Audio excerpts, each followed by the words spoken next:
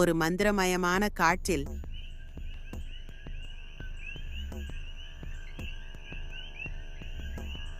மூன்று நண்பர்கள் வாழ்ந்தார்கள்.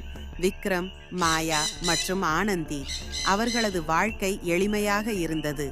ஆனால் அந்த காட்டுக்கு அடியில் மறைந்த ஒரு இரகசியம் அவர்களின் வாழ்க்கையை புரட்டி போட வேண்டிய சூழல் உருவாக்கியது. ஒரு நாள் மாலை மூவரும் ஒரு மரத்தின் கீழ் அமர்ந்திருந்தனர். இந்த மரத்துக்கு ஏன் இந்த மின்மினிக்கும் இலைகள் இருக்கின்றன என்று விக்ரம் கேள்வி கேட்டான். சாதாரண மரம் இல்லை போலிருக்கிறது. மாயா அவன் அருகே வந்து சொன்னாள். ஆனால் ஆனந்தி தன்னுடைய புத்தகத்திற்குள் மூழ்கியிருந்தாள். அந்த மரம் ஒரு மந்திர உலகத்திற்கு கதவாக இருந்தது என்பதை அவர்கள் அறியவில்லை. திடீரென ஒரு புயல் எழுந்தது. மரத்தின் அடிப்பகுதி பிரிந்து ஒரு பளபளக்கும் ஜன்னல் தோன்றியது.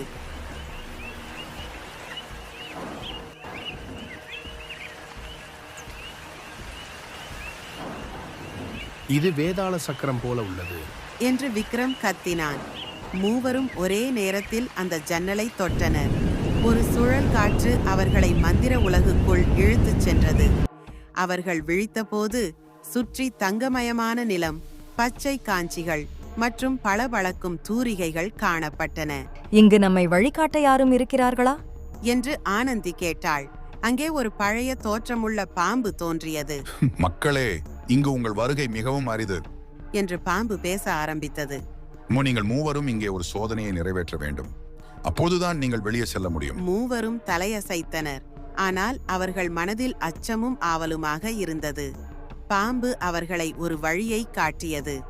இந்த மந்திர பாறைகளுக்கு எதிரே உங்கள் சிந்தனையின் சக்தியை பயன்படுத்துங்கள் என்றது. விக்ரம் கையை உயர்த்தி தனது சிந்தனையை துவங்கினான். ஆனால் பாறைகள் அசையவில்லை.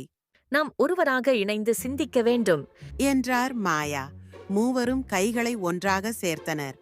அவர்களின் ஒருமைப்பாட்டில் பாறைகள் பறந்துவிட அந்த இடத்தில் ஒரு மாபெரும் சன்னதி தோன்றியது. அது மந்திர ஊர்வசி என அழைக்கப்பட்ட அரண்மனை.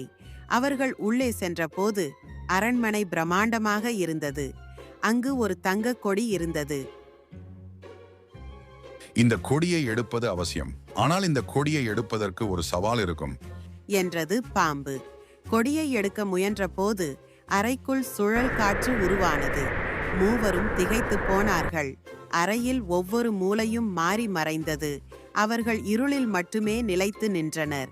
நம் அறிவு மட்டும் நம்மை காப்பாற்றும் என்றார் ஆனந்தி. மாயா ஒரு வித்தியாசமான ரீதியில் சிந்தித்தாள். அவளால் சுற்றியுள்ள மிருகங்களின் குரல்கள் புரிய ஆரம்பித்தன. விக்ரம் தன்னுடைய தைரியத்தை திரட்டி ஒளியின் மூலத்தை கண்டுபிடிக்க ஆரம்பித்தான். அந்த இருள் சிறிது சிறிதாக ஒளியாக மாறியது. அவர்கள் மூவரும் ஒன்றிணைந்தபோது கொடி தன்னாலே கீழே இறங்கியது. அது மந்திர ஊர்வசி உலகத்தின் முக்கிய விசையாக இருந்தது.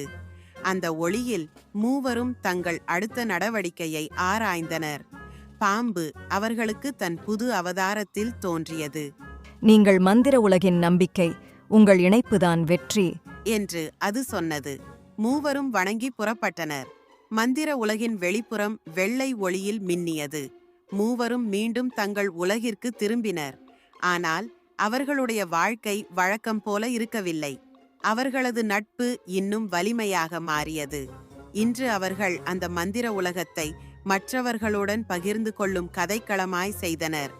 அந்த கதையின் முடிவில் ஒரு ஆச்சரிய காத்திருக்கிறது. மூவரும் மறைந்த பாம்பின் ஒரு மாபெரும் இரகசியத்தை கண்டுபிடித்தனர். அது எதற்காக மறைந்தது?